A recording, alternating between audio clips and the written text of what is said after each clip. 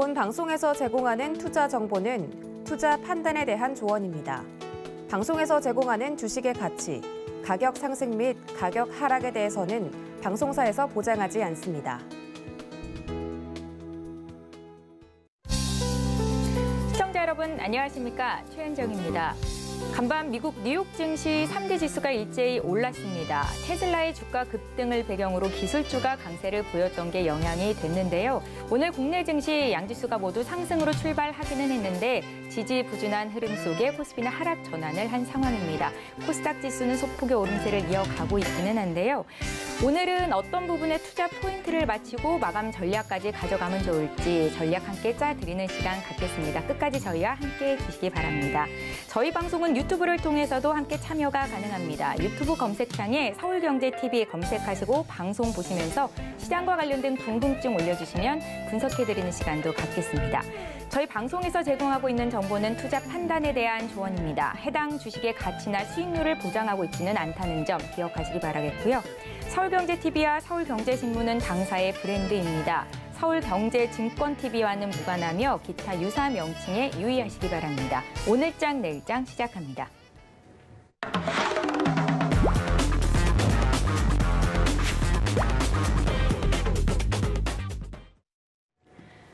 네, 이 시각 보도본부부터 시작해보겠습니다. 윤혜림 기자 자리에 나오셨습니다. 안녕하세요. 네, 안녕하세요. 네, 오늘 어떤 헤드라인을 들고 오셨을지 화면으로 먼저 만나보시죠.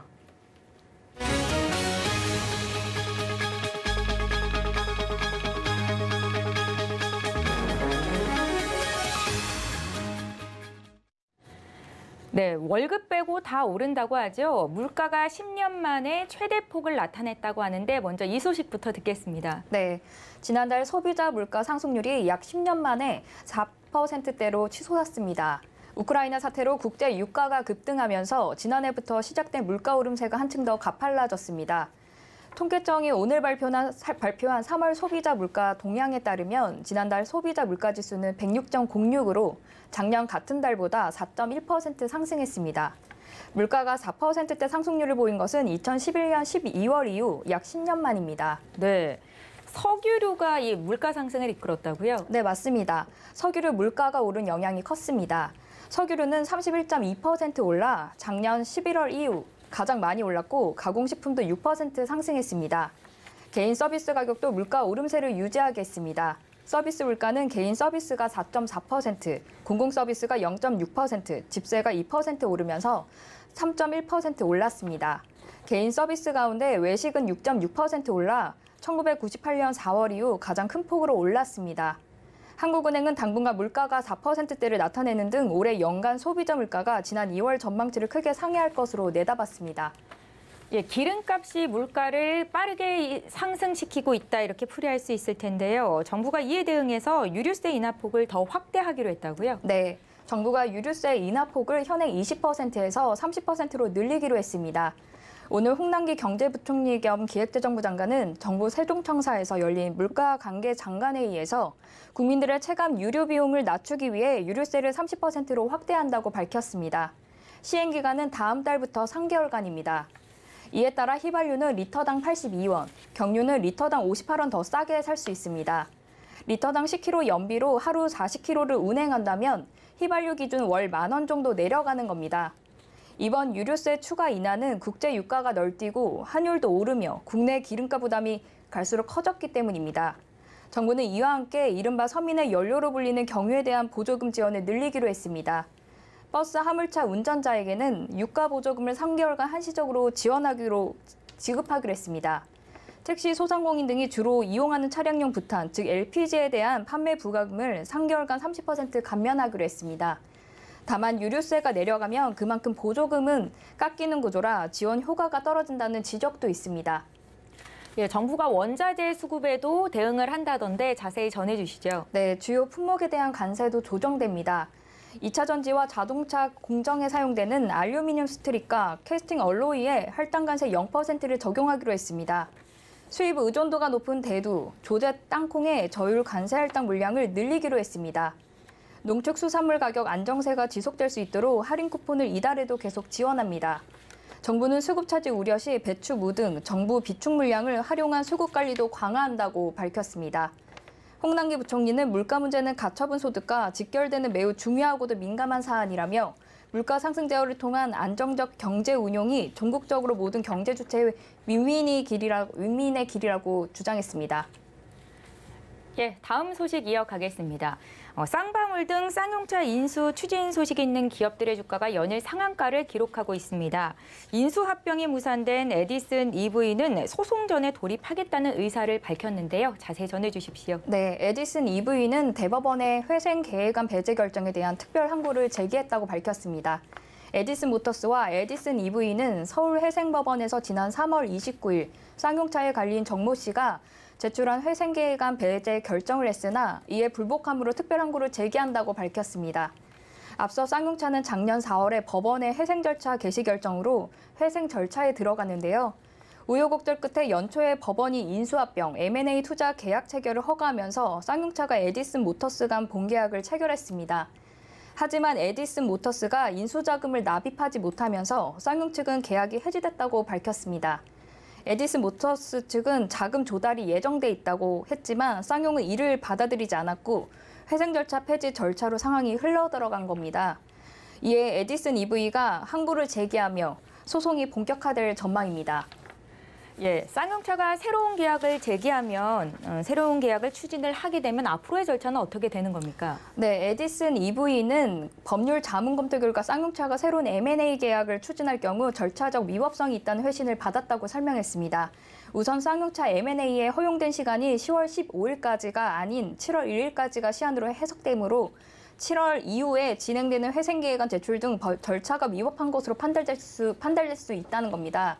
에디슨 EV는 쌍용차 인수의 경우 7월 1일까지 새로운 M&A가 성사되어 회생 계획안이 제출되고 관계인 집회에서 가결되어야 한다며 제3 인수 희망자를 찾는 경우 7월 1일까지 쌍용차 인수 절차를 마무리하는 것은 현실적으로 불가능하다고 주장했습니다.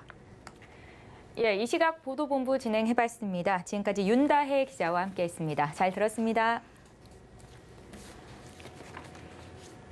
예, 지금 시각이 1시 58분을 막 지나고 있습니다. 오늘 국내 증시 흐름 어떨지 함께 흐름 짚어보시죠.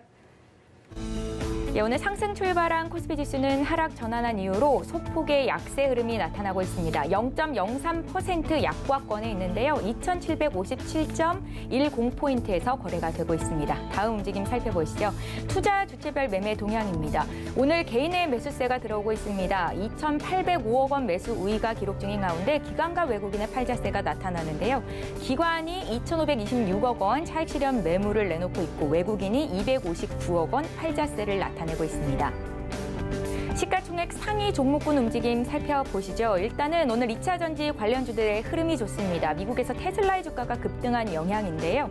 LG 에너지 솔루션의 주가가 2.17% 상승하면서 44만 8천 원 선에서 거래가 되고 있고 삼성전자는 보합권, SK 하이닉스는 0.4% 정도의 조정이 나옵니다. 코스닥 지수 살펴봅니다. 코스닥 지수는 강세 출발한 이후로 0.4%의 상승을 이어가고 있는데요. 950선은 지켜줍니다. 951.11포인트 거래되고 있습니다. 매매 동향 보시죠. 오늘 코스닥 시장에서는 기관과 외국인이 상승을 이끌고 있습니다. 기관이 26억 원, 외국인 투자자들이 131억 원 매수 우위를 나타내고 있고 반면 개인 투자자들은 97억 원 차익 실현 매물을 내놓고 있는 것으로 풀이되고 있습니다. 시가총액 상위 종목군 움직임 보시죠. 종목별로는 다소 엇갈림이 나타나는데요. 에코크로 BM이 5.45% 급등하면서 역시 2차 전지주가 강하다라는 것 확인하실 수가 있겠고요. 펄어비스 주가가 1.34% 오르는 반면에 1위 주인 셀트리온 헬스케어는 0.3% 정도 쉬어가는 움직임이 나타나고 있습니다.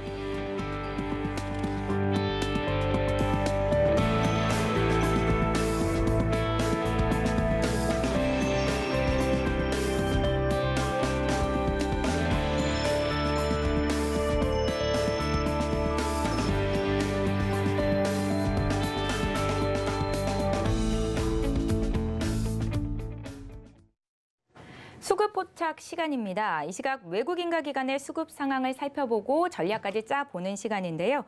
유안타증권 금융센터 동탄지점 백인범 과장 연결합니다. 과장님 안녕하세요. 네, 안녕하십니까? 예, 수급 상황 보고 왔습니다. 오늘 특징적인 움직임이 있을까요? 네, 뭐 오늘 시장 내에서 또 2차 전지 업종과 또 5G 업종의 이런 선별적인 강세, 또 그 외에도 종목별 이슈에 따른 이 종목 장세가 좀 이어지고 있는 모습이다라고 보시면 좋을 것 같고요.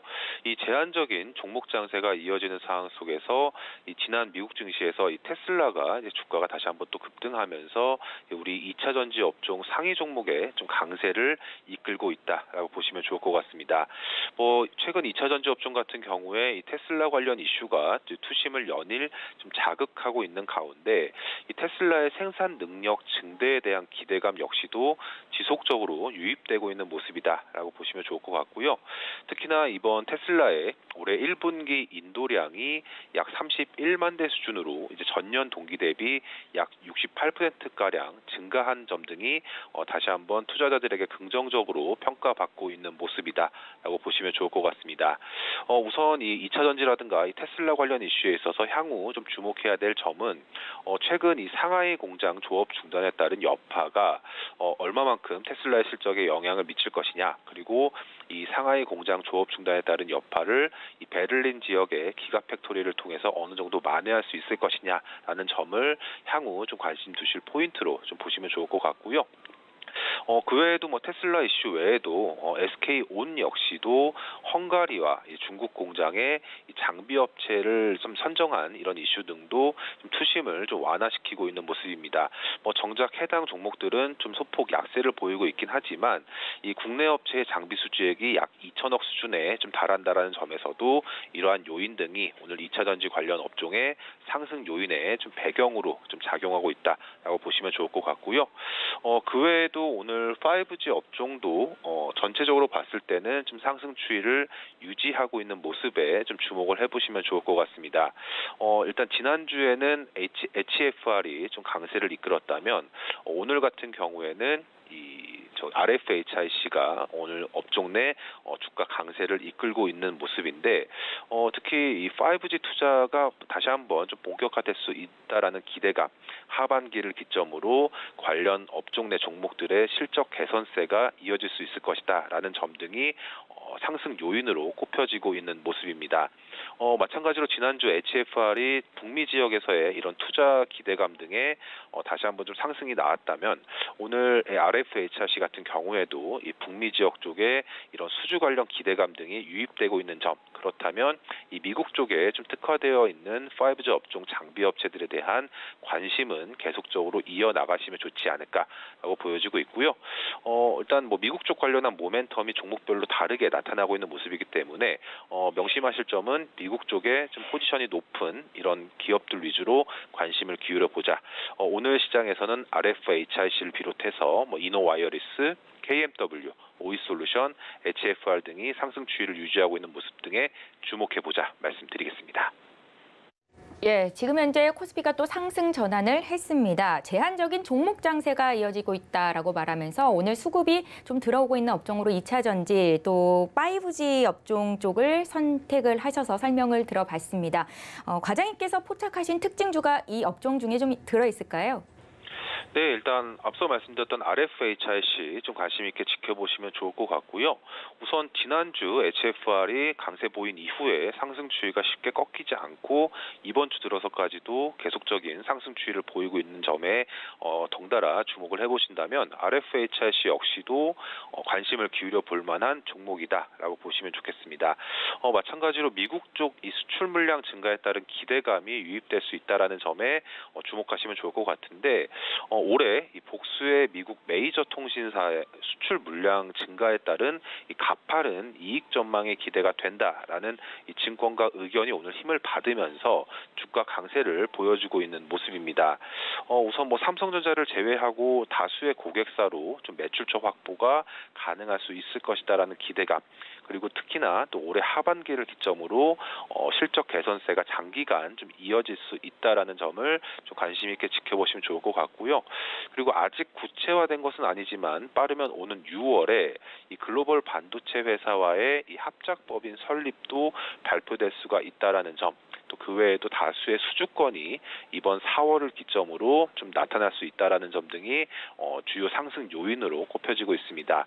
그리고 또 가격 메리트 역시도 부각되고 있는 모습인데 특히나 장기간의 주가 조정에 따른 이 저가 매수에 대한 매력도도 현 시점에서는 밸류에이션 매력으로 충분한 만큼 최근 상승에 부담을 느끼시기보다는 추가 상승에 대한 기대감이 더 유효할 수 있다라는 상황으로 보시면서 종목 대응에 참고해보자는 의견 드리겠습니다.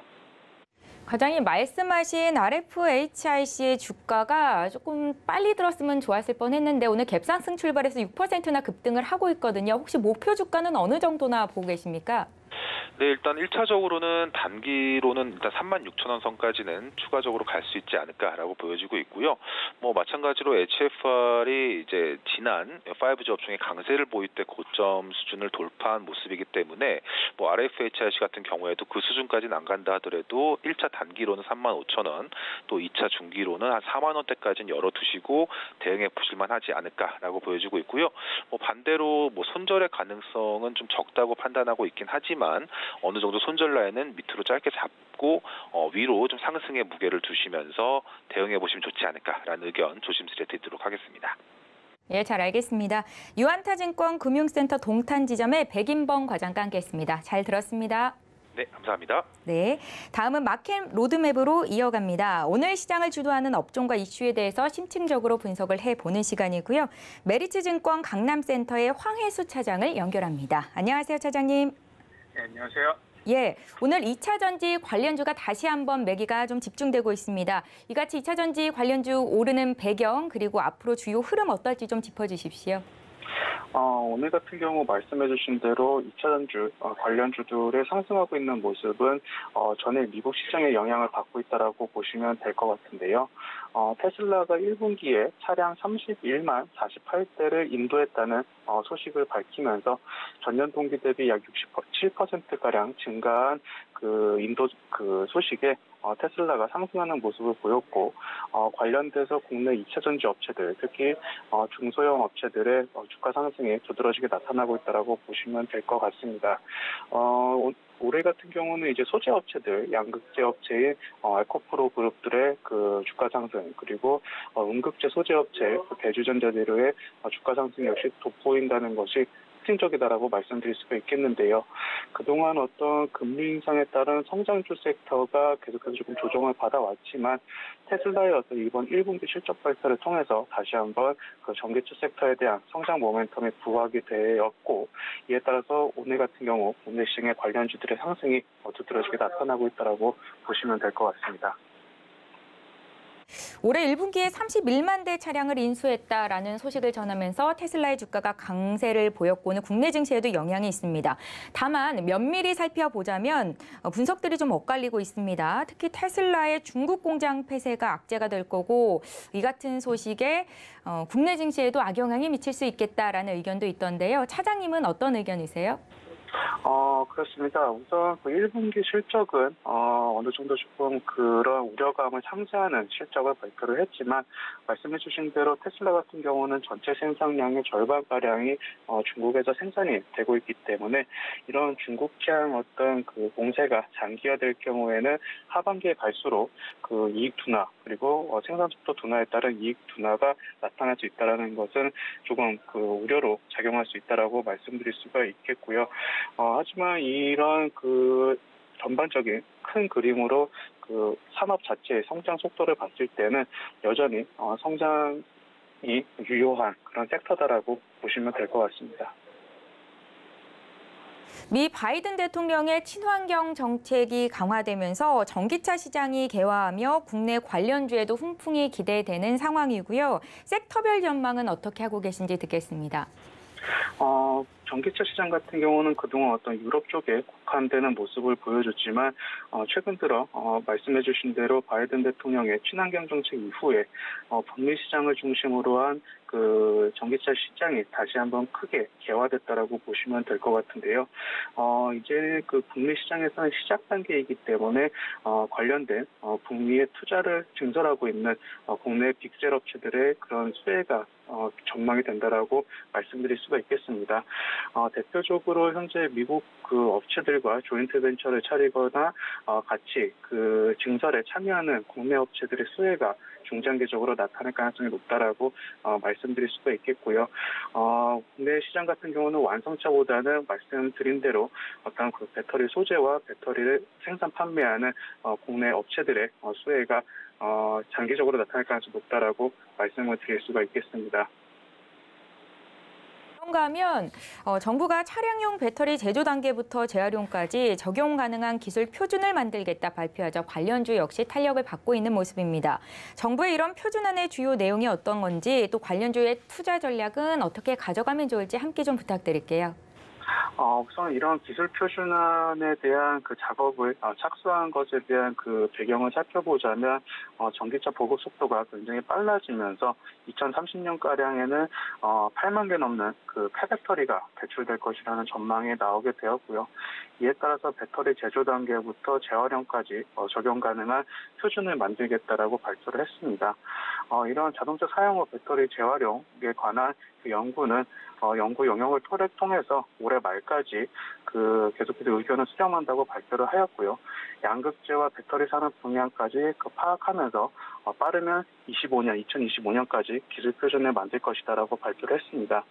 이에 따라서 국내 업체, 특히 그 배터리 셀 업체에 지금 현재 강세를 보이고 있는 국내 업체들이 이런 기술 표준안을 확보하면서 시장 우위를 계속해서 이어나가겠다는 그런 모습으로도 보시면 될 것 같습니다. 네, 차장님, 2차 전지주들 1분기 실적은 어떨까요? 1분기 실적 같은 경우는 그 중소형 업체보다는 빅셀 업체들의 실적 성장이 도드라질 수 있다라고 말씀드릴 수가 있겠는데요. 대표적으로 LG에너지솔루션 같은 경우는 1분기 실적이 어느 정도 컨센서스에 부합하거나 상회할 것으로 전망이 되고 있습니다. 또한 그 삼성 SDI라든지 LG화학 같은 경우 역시 전통적인 비수기가 1분기임에도 불구하고 컨센서스에 부합하거나 상회하는 실적을 나타낼 것으로 전망이 되고 있기 때문에 실적적인 측면에서 본다면은 대형 업체에 조금 더 관심을 가지시는 게 유효하겠다라고 말씀드리겠습니다. 예, 혹시 관심 갖고 지켜보시는 종목이 있으실까요? 있으시다면 관심 업종 투자 전략까지 좀 여쭤볼게요. 우선 2차 전지 산업 같은 경우는 앞서 말씀드린 대로 어떤 여러 가지 성장 섹터에 대한 우려감이 있었지만 북미 시장과 함께 꾸준하게 성장이 유지될 것으로 전망이 되고 있는 업종이기 때문에요. 계속해서 관심을 가지셔야 된다라고 말씀드릴 수가 있겠고 관련 업체 중에서는 대형 업체도 물론 있지만 음극재를 생산해서 유일하게 매출이 나타나고 있는 대주전자재료에 조금 더 관심을 가지실 필요가 있다라고 말씀드릴 수가 있겠습니다. 대주전자재료 같은 경우는 양극재 같은 경우 어떤 원자재 가격의 이슈에 따라서 이익 둔화가 나타날 수 있다는 우려감도 있지만 음극재 같은 경우는 실리콘을 주 원재료로 하고 있고 실리콘은 그 대주전자재료 같은 경우는 직접 그 실리콘 생산과 제작 판매까지 할 수 있는 기술력을 가지고 있는 업체이기 때문에 최근 들어서 어떤 그 전기차 주행 거리를 늘리려는 그런 업체들의 그 노력과 충전 속도를 빨리 하려는 것에 가장 지금 그 중점이 지어지고 있는데 이에 따라서 음극재 활용이 큰 폭으로 나타나고 있고 소재 업체 중에서는 올해 같은 경우 가장 큰 폭의 성장을 나타낼 수 있는 업체다 이렇게 말씀드리겠습니다. 예, 말씀하신 대주전자 재료 같은 경우에는 정고점을 넘어서 더 한 텀 업 할 수 있을까라는 생각도 드는데요. 목표 주가는 혹시 얼마나 보고 계세요? 대주전자 재료 현재 10만 원 미만에서 거래가 되고 있는 상황인데요. 장기적으로 봤을 때는 전고점이 13만 원 이상도 달성할 것으로 가능성이 있기 때문에 우선 장기적인 목표가는 13만 원으로 말씀을 드리겠습니다. 네, 4월 들어서 국내 증시가 시작된 지 얼마 되지 않았습니다. 차장님께 4월 증시 전망에 대해서 좀 여쭤볼까요? 4월 증시 같은 경우는 그동안 그 1분기 증시는 굉장히 조금 힘든 여러 가지 대외적인 변수로 인해서 힘든 장세를 이어져 왔지만 이제 어느 정도 증시가 안정화를 찾았고 이제는 그 아직까지는 개별 섹터와 개별주의 장세가 연출되고 있는 상황입니다. 하지만 이번 주 삼성전자의 1분기 실적 발표 이후에 다시 1분기 어닝 시즌으로 돌입하게 되는데요. 이런 어닝별로 차별화된 그 개별주 장세는 당분간 좀 이어질 가능성이 있다라고 말씀드릴 수가 수도 있겠고, 다만 예전과 같은 어떤 그런 변동성이 큰 약세장이 연출되는 가능성은 적기 때문에 이제는 펀더멘탈에 집중하시면서 주식 비중도 늘려가시는 전략이 유효하겠다, 이렇게 말씀드리겠습니다. 예, 자, 이렇게 마무리하겠습니다. 차장님 말씀 들어봤습니다. 고맙습니다. 감사합니다.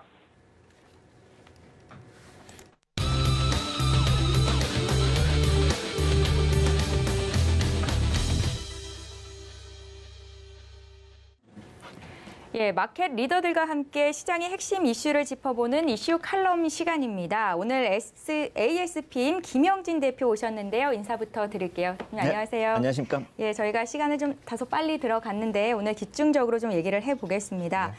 미국의 장단기 금리 스프레드 차가 줄어들거나 역전되는 현상이 시장에서 관심을 모으고 있습니다. 이에 대한 해석도 제각기 다른데요. 대표님의 의견 좀 여쭤볼게요. 예, 그래서 제가 이제 이 얘기를 해야 되는 데 있어서 약간 좀 부담도 되고 또 말도 좀 표현을 좀 잘 해야 될 것 같다라는 생각이 드는 것이 네. 이쪽에 대해서 관심이 굉장히들 많으시고 또 해석도 틀리게 정반대로 하는 경우도 있어요. 그리고 또 최근에 이제 저한테 아는 분들이 말씀하시기를 이게 주식시장에 투자하는 주린이들, 그러니까 주식하는 어린이들, 초보 투자자 얘기하는 거죠. 그것만큼이나 에린이가 있는 게 아니냐 이런 얘기를 하는 경우도 있어요. 그래서 에린이가 뭐냐라고 물어보니까 초보 애널리스트들 아니냐. 어떻게 이렇게 똑같은 얘기들을 과거 기준으로 해가지고 얘기를 하면서 향후를 또 논할 수가 있는 것이고 계속 이런 일이 반복이 될 가능성이 과연 있는 것이냐. 뭐 이렇게까지 말씀들을 하시는 분들이 계세요. 그러니까 말하는 그런 투자 전략이나 시황을 얘기하는 것보다도 이 들으시는 분들이 걸러서 들으시는 그 수준들이 상당히 높아졌기 때문에 이쪽 얘기는 우리가 그냥 지금 시장에서 나도는 그런 분석 이 정도로서 얘기를 하면은 그분들 말씀하시듯이 정말 에린이가 될 수밖에 없는 그런 상황이고 네. 한 발짝 조금만 더 깊이 들어가는 게 필요하지 않을까 하고 생각이 들어요. 그래서 오늘 같은 날은 제가 좀 시간도 여유가 있고 하니까 네. 좀 깊이 좀 들어가는 한 발짝만 더 들어가는 그런 방향으로 가보겠습니다. 그래서 이제 그분들이 항상 분석이 후행적이다라고 이렇게 얘기하시는 이유들이 이렇게 보시면은 제가 2020년부터 이 패드가 계속 이번 그 팬데믹 이후에 어떤 사안에 대해서 좀 약간 예고하는 듯한 그런 멘트들을 날리고 분석 자료들을 내놓는 것을 제가 계속 이제 전달을 해 왔었는데 2020년만 보더라도 인플레이션에 대해서 이 병목 현상하고 공급망 때문에 이런 일이 벌어지고 있다. 그리고 향후에 좀 더 지속될 것이다. 이렇게 얘기를 했었던 것은 사실 패드가 먼저 시작을 했거든요. 근데 이제 와서는 사람들이 패드가 인플레이션에 대처를 잘 못했다. 이렇게까지 이제 얘기가 나오기 시작하는 그런 상황이고요. 그렇게 놓고 본다면은 먼저 예측을 했음에도 불구하고 비난을 받고 있는 그런 상황이고 이런 모습이 계속 반복이 되었다라는 걸 제가 몇 가지를 이렇게 꼽아 보니까 고용이나 성장률 전망에 있어서도 특정 연령이나 계층이 시장에서 완전히 이탈을 해서 노동시장이 좀 상당히 타이트하다 뭐 이런 얘기 이런 건 사실 이쪽 자료가 있는 그런 패드가 아닌 이상은 어떻게 정보 쪽에 접근하기가 어려운 그런 상황이거든요. 네. 그래서 이런 것도 이제 와서 언론에서는 지금 와서 보니까 이제 특정 연령대가 시장에서 완전히 빠져버렸더라라고 이제 후행적으로 해석이 되는 거죠. 제가 이런 말씀을 왜 드리냐면은 항상 우리가 어떤 사안에 대해서 후행적으로 분석을 해버리면 주가에 다 반영이 된 이후에 걱정을 하게 되는 그런 일이 벌어지게 되는데 네. 지금 나타나고 있는 이런 장단기 금리 차도 그럴 가능성이 크다라는 것이죠. 그래서 제가 계속 이제 패드가 어떤 얘기를 해왔었고 그것이 이제 시장에 반영이 되고 있다. 이 얘기를 하는 거예요. 네. 그리고 이제 고용까지도 말씀을 드렸는데 실제로 미국 시장이 이제 너무 성장이 높지 않느냐, 과열 아니냐라고 했을 때 패드는 이게 작년 말이나 올해 초에 이제 정점을 치고 꺾인다 이렇게 얘기가 했었는데 실제로 이제는 좀 성장률이 많이 줄어들고 둔화되고 있는 그런 모습이고요. 네. 그리고 또 상품 가격 같은 경우가 1분기에 정점을 친다 이렇게 얘기가 나왔었는데 사람들은 계속 이제 상승하지 않느냐 이렇게 걱정을 했었단 말입니다. 근데 실제로 지금 오일 가격이나 뭐 농산물 가격을 보면은 3월의 고점을 다시 넘어가려면은 정말 국지전이 딴 데서 더 추가가 되거나 네. 아니면 확전이 되거나 해야 될 정도로 지금 많이 정점을 치고 꺾여 내려온 모습이란 말입니다.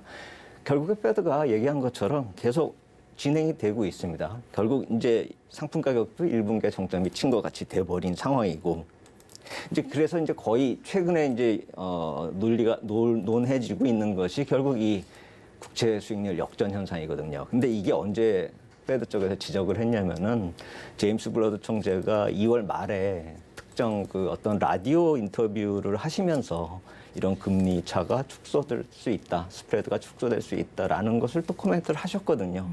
그로부터 한 달 뒤에 지금 이제 이슈가 되고 있는 것입니다, 실제로. 네. 그래서 제가 그 국채 수익률 흐름이 그동안에 어떻게 이 스프레드가 변했는지 한번 이 재무성 자료를 한번 그대로 한번 캡처해서 왔습니다. 이게 네.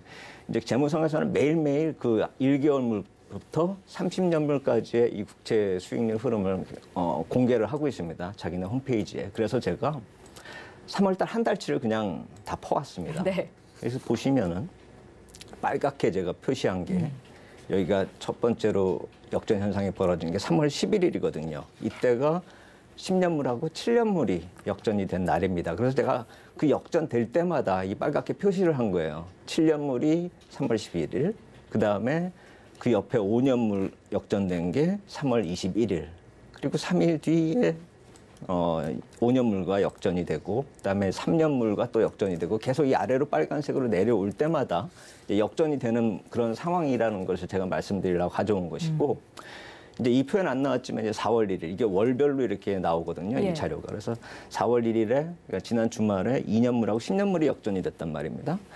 근데 이제 중요한 거는 이렇게 역전된 거는 역전됐다라고 치는데, 그렇다면 이 파란색, 제가 이 박스로 만든 1개월물부터 1년짜리요.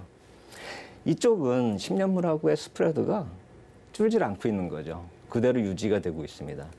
그러니까 2년물까지 이 표에 나와 있는 2년물, 3년물, 5년물, 7년물은 이 옆에 10년물하고의 수익률 역전 현상이 벌어졌는데, 푸른색 박스권 단기물들은 스프레드가 계속 유지가 되고 있다는 것이죠. 결국 2년물 이상은 정책의 변화에 대한 시장의 기대감이 반영이 되고 있는 것이고, 1년 이하짜리는 그게 반영이 되더라도 너무 짧기 때문에 현재 기준금리에 거의 준해서 움직이고 있다는 것이고, 1년 이내에 기준금리가 아주 크게 변동될 가능성이 있지 않는 한은 1년물 이하짜리가 10년물하고 역전 현상이 벌어질 일은 없다라는 것이죠. 그래서 최근에 나타나고 있는 분석은 네. 이 2년물, 3년물, 5년물, 7년물은 너무 변동폭이 크고 시장의 기대치가 반영이 돼 있고 정책이 그렇게 빨리 변화될 것이라고 예상이 되고 있기 때문에 그것이 반영되고 있는 것이라면은 경기하고 연관져서 해석하면 안 된다라는 얘기가 이제 나오기 시작한 겁니다. 그렇기 네. 때문에. 그래서 1년물 이하짜리 이쪽 수익률, 그러니까 특히나 이 중간에 있는 3개월물과 10년물이 역전 현상이 벌어지지 않는 이상은 문제가 없겠다. 이제 이런 얘기가 나오고 있는데 네. 이건 너무 격차가 크거든요. 이게 벌어질 일은 거의 없다라고 생각이 되고, 아마 1년 뒤에 기준금리가 뭐 2% 넘어간 다음에나 논할 일이거든요. 그러니까 실제로 그 해석을 역으로 뒤집어서 생각을 한다면은 내년 3월 FOMC 회의까지는 이 얘기 가지고 경기에 대해서 논하지 마라, 비관론적인 얘기를 하지 마라, 이 얘기하고 똑같은 거거든요. 네, 네. 그래서 제가 드리고 싶은 말씀은 뭐냐면은 이 2년물, 3년물, 5년물, 7년물하고 10년물 사이의 이 역전 현상에 대해서 너무 깊이 들어가지 말자, 이 말씀을 드리는 겁니다. 이미 벌어진 일이고 네. 2월 말에 이미 패드 쪽에서 이것에 대해서 이렇게 나타날 수도 있다, 이렇게 얘기가 나왔었던 것이고, 실질적으로 이제 3개월물과 10년물을 비교하는 그런 상황에 있어서는 너무나 많이 기다려야 되는 것이기 때문에 이 이슈에 대해서 실전 전략으로 도입하기엔 이미 너무 늦었다. 예. 그래서 이게 얘기가 애시당초 나왔었던 2월 이후에, 그 이후에 미국 시장도 많이 조정을 받았단 말입니다. 네. 그렇다면 이 흐름 자체, 이 14일부터 24일까지의 역전 현상이 벌어졌었던 이 시기가 이미 그 주가에 반영이 되고 있었다는 시기로 봐야 되는 것이고, 그 이후에 지금 다들 이거에 대해서 논하고 있는 것은 뒷북을 치고 있다는 것이죠. 그래서 아까 맨 처음에 말씀드렸던 이제 들으시는 분들, 저처럼 얘기하는 분 말고, 제가 어떤 특정하게 누구를 비난하자는 게 아니라 네. 들으시는 분들은 이런 분석하는 사람이 에린이가 아니냐라고 비하할 정도의 그렇게 뒷북에 해석을 하고 그걸 실전 적용하면 안 된다라는 것이죠. 그래서 이미 주가에 반영이 됐고 이쪽에 신경을 써야 될 그런 상황은 1년 이내에는 도래하지 않을 것 같다라는 생각이 든다 이렇게 말씀을 드리겠습니다. 예, 시장에 큰 영향을 미치지 않을 만한 이슈다라는 말씀이신 것 같은데 10년물 채권과 2년물까지는 수익률 역전이 나타나고 있고 1년 이하 종목들과는 스프레드가 계속 유지되고 있다라는 말씀을 주셨습니다. 이것이 장단기 스프레드의 향후 악영향에 대한 상반된 논리가 나오는 이유는 뭡니까? 그럼 대표님. 그래서 제가 그것까지도 설명을 하려고 네. 하나 표를 더 가져왔습니다. 금리 관련해가지고 세인트루이스 패드에서 나온 이제 금리 스프레드 그 추인데요. 이 표를 이 두 가지를 이렇게 복합을 해가지고 만들면 되거든요. 이게 세인트루이스 패드 홈페이지에 가시면은 누구나 할 수 있기 때문에 한번 해보시고 향후에도 이 금리 스프레드가 어떻게 변하는지 이 두 개를 놓고 비교를 하시면은 향후 예측이 어느 정도 가능할 것입니다. 네. 이 붉은색이 10년물하고 3개월물 아까 말씀드렸었던 10년물, 3개월물 스프레드고요. 이 푸른색 선이 10년하고 2년물 이 스프레드입니다. 그래서 이렇게 거꾸로 제가 말씀드렸네요. 붉은색이 10년물, 2년물, 푸른색이 10년물, 3개월물 이렇게 되거든요. 그래서 이 떨어지고 있으면 금리 스프레드가 이렇게 떨어지면은 문제가 된다라는 거거든요. 그리고 이 제로선의 아래쪽으로 내려가면은 훅 떨어지면 이제 금리가 금리 스프레드가 안 좋아지면서 실제로 놓고 보면은 이제 경기 위축 국면으로 들어가진 않아도 위축이 예상이 된다 이렇게 얘기가 되는 것이고요. 네. 그리고 푸른색 선을 보면 이 아까 말씀드렸듯이 3개월물하고 10년물하고의 차이점은 거의 반영이 되지 않고 상승을 하고 있다라는 거죠. 금리 스프레드가 유지가 되고 있다라는 것입니다. 그 이전까지만 하더라도 이게 같이 동행을 해서 움직였지 않습니까? 푸른색 선하고 붉은색 선이. 근데 딱 이 붉은색 타원에서 양쪽으로 찢어지고 있습니다. 하나는 위로 올라가고 하나는 아래로 내려가고요. 이게 원인이 뭐냐 이거죠. 그러니까 아까 제가 어느 하나는 뭘 반영하고 있고 3개월물은 또 그렇지가 않다 이렇게 말씀을 드렸는데 이렇게 스프레드 차이가 계속 똑같이 움직이다가 완전히 상반된 움직임이 이렇게 나타나고 있는 것에 대해서 한번 우리가 생각을 해봐야 된다는 것이죠.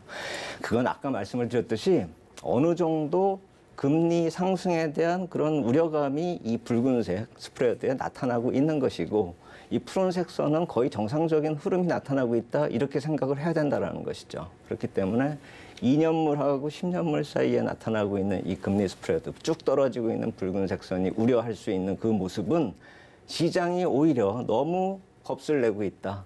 시장이 너무 앞서서 금리 상승을 반영하고 있다. 네. 이걸 뜻하기도 하는 것이거든요.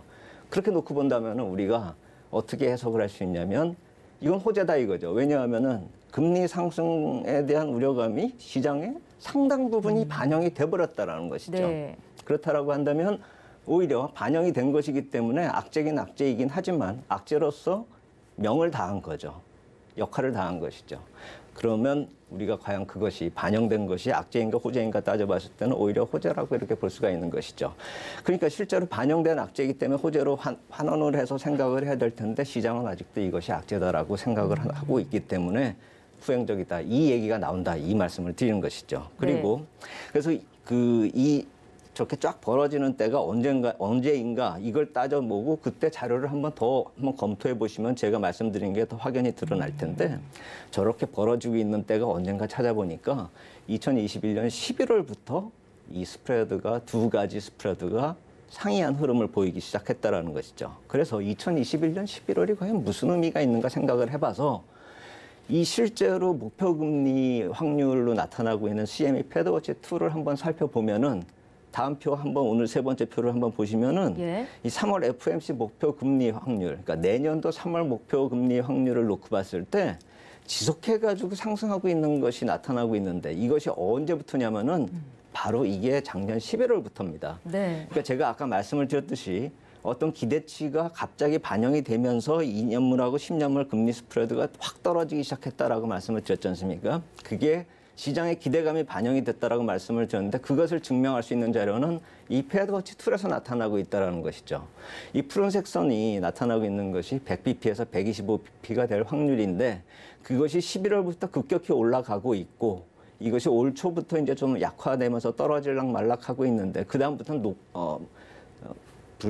분홍색 선이 올라가고 있죠. 이게 150에서 175고 그 다음에 또 쳐 올라오고 있는 초록색 선이 200에서 225고 보라색이 300에서 325거든요. 그러니까 앞에 선이 올라가다가 이렇게 좀 떨어진다고 그래가지고 금리 확률이 떨어지는 게 아닙니다.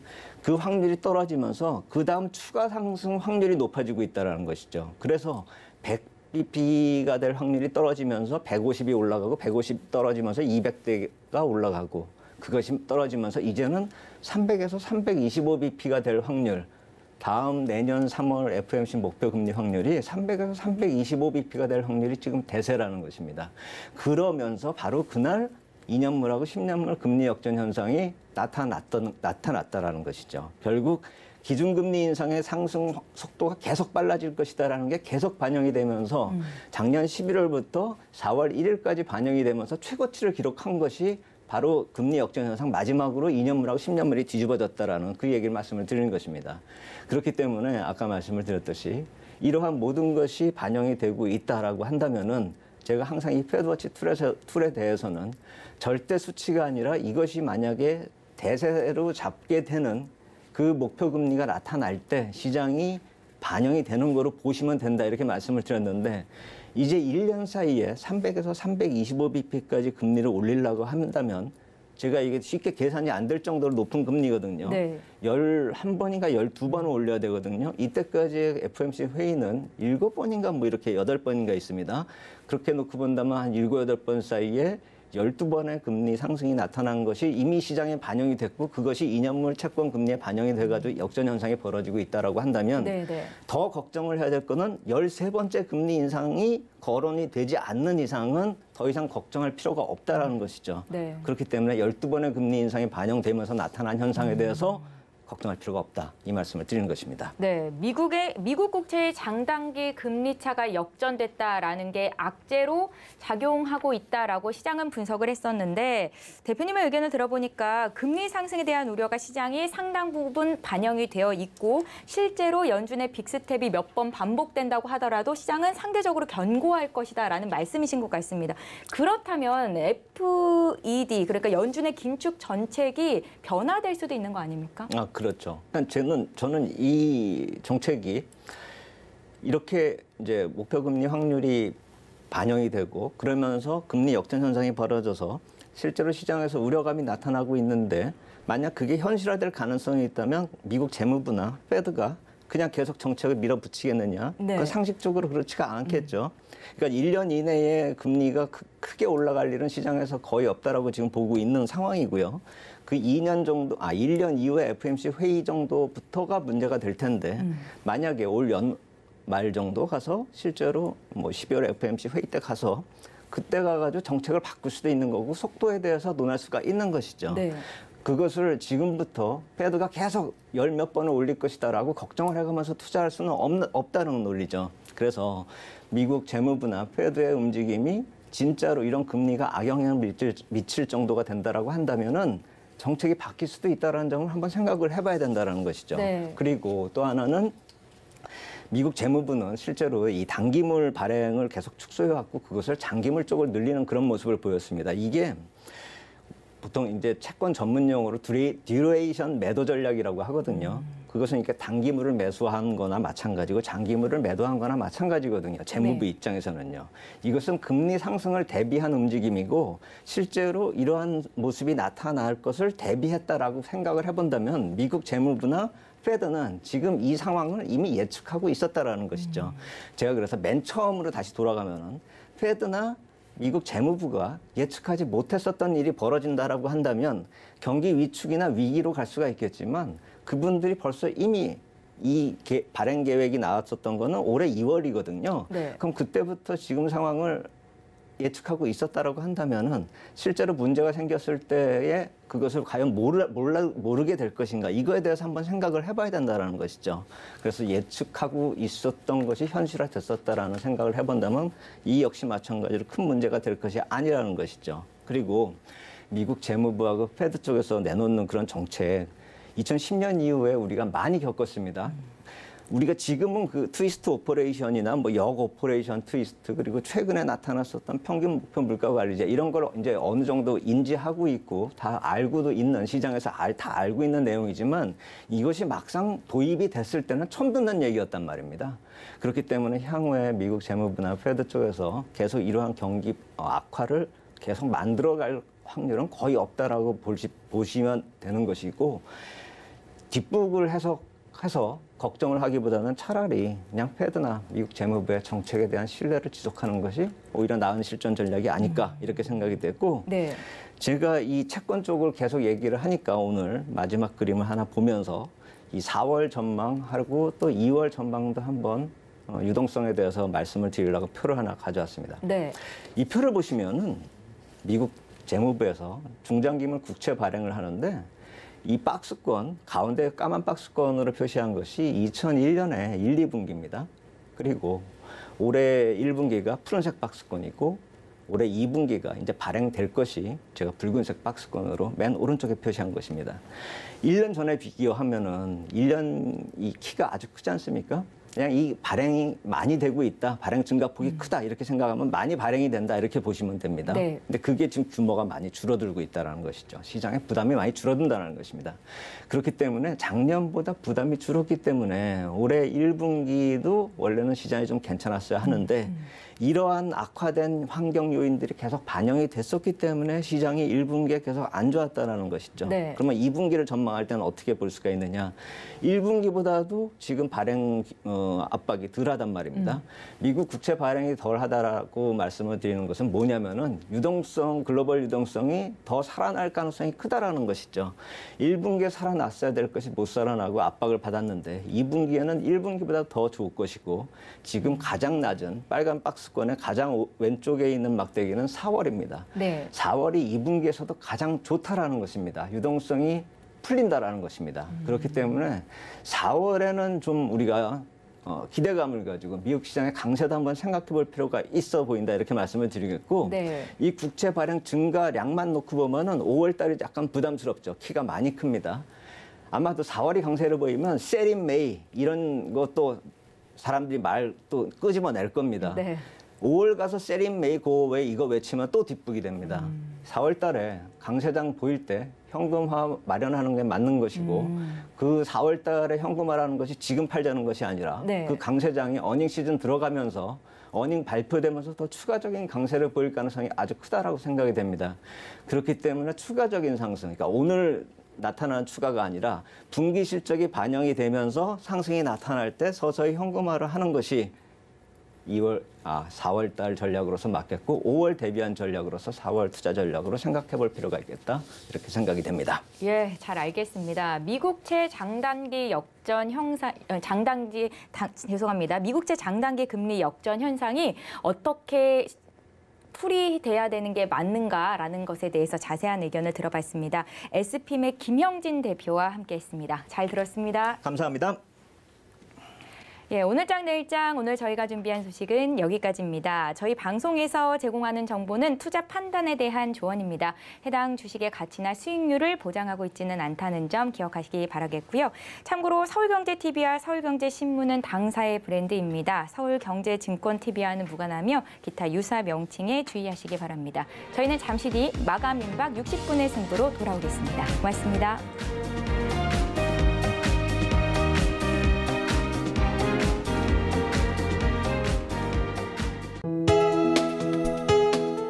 본 방송에서 제공하는 투자 정보는 투자 판단에 대한 조언입니다. 방송에서 제공하는 주식의 가치, 가격 상승 및 가격 하락에 대해서는 방송사에서 보장하지 않습니다.